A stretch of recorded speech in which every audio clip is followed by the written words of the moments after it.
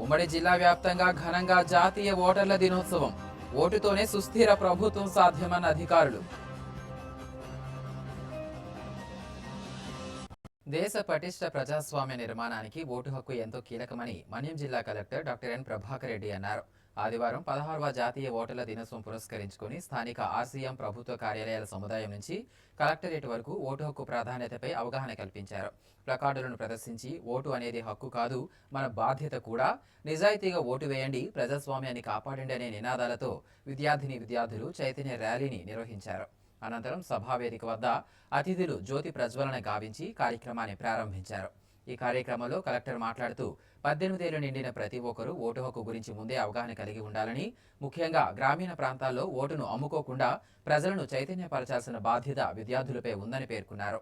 రాబోయే సర్పంచ్, మున్సిపల్ ఎన్నికల్లో కనీసం ఒక్క కుటుంబానికైనా ఓటు విలువను వివరించాలని కోరారు. విద్యార్థులు కేవలం డాక్టర్లు, ఇంజనీర్లు కావాలని మాత్రమే కాకుండా దేశాన్ని నడిపించే నాయకులు కావాలని కూడా కలలు కనాలని పిలుపునిచ్చారు.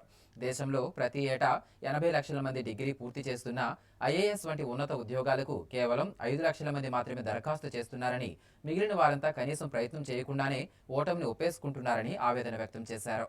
అనంతరం జాతీయ ఓటర్ల దినోత్సవం సందర్భంగా నిర్వహించిన క్విజ్, వ్యాసరచన, డిబేట్, చిత్రలేఖనం, ఉపన్యాసం వంటి పోటీల్లో గెలుపొందిన విద్యార్థులకు ప్రశంసా పత్రాలను, జ్ఞాపికలను అందజేశారు. ఈ కార్యక్రమంలో సబ్ కలెక్టర్లు వైశాలి, పవార్ స్వప్నిల్, జిల్లా రెవెన్యూ అధికారి కె హేమలత, వివిధ శాఖల జిల్లా అధికారులు, తహసీల్దార్ సురేష్, ఉపాధ్యాయులు, విద్యార్థులు పాల్గొన్నారు. వాళ్ళని మనం గుర్తించి వాళ్ళకి చెప్పాలి, మీకు ఓటు హక్కు 18 ఏళ్లకు రావచ్చు, కానీ ఈలోపే మీరు దాని గురించి నేర్చుకొని ఉండాలి.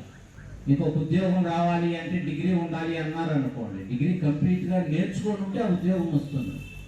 అట్లాగే ఓటు హక్కు వచ్చే లోపు ఓటు హక్కు గురించి, ఓటు యొక్క విలువ గురించి మీరు తెలుసుకొని ఉంటే అది ఒక మంచి ప్రజాప్రతినిధిని ఎన్నుకోవడానికి ఉపయోగపడుతుంది, సమాజం మెరుగు పడడానికి కూడా అది ఉపయోగపడుతుంది. కాబట్టి ఓటు గురించి మీరు మీ బాధ్యత అందరికీ తెలియచేయాలి.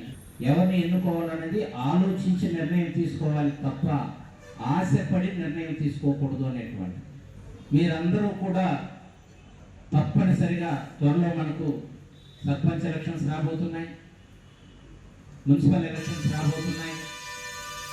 వాటిలో ఈరోజు ఏ విధంగా అయితే అవగాహన కార్యక్రమాల్లో మీరు పాల్గొన్నారో అదేవిధంగా కనీసం ఒక్క కుటుంబానికైనా మీరు ఈ విషయం చెప్పాలి, మంచి ప్రజాప్రతినిధులను ఎన్నుకోమని.